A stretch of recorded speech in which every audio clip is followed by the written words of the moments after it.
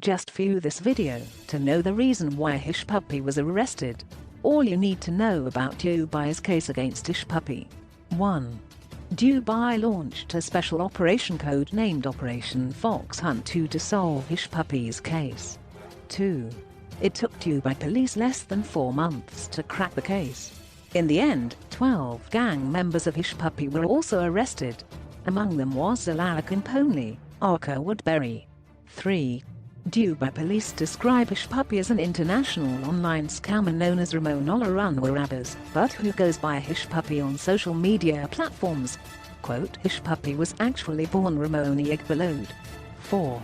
To arrest Hushpuppi and his gang, 6 raids were carried out simultaneously as the suspects slept in their Dubai residences. 5.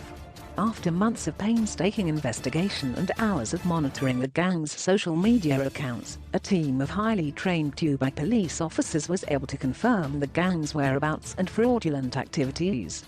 6.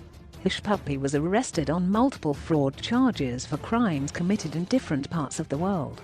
7. Dubai police say he often boasted about his wealth and expensive possessions on social media, claiming he was a successful businessman. 8.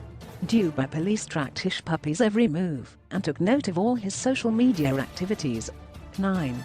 Hushpuppi and his gang reportedly created fake pages for existing websites in order to redirect victims' payments to their own accounts.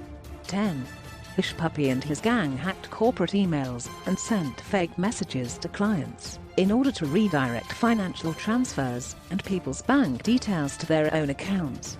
11. Hushpuppi and his gang committed fraud amounting to 1.6 billion dirhams and 168 billion. 12.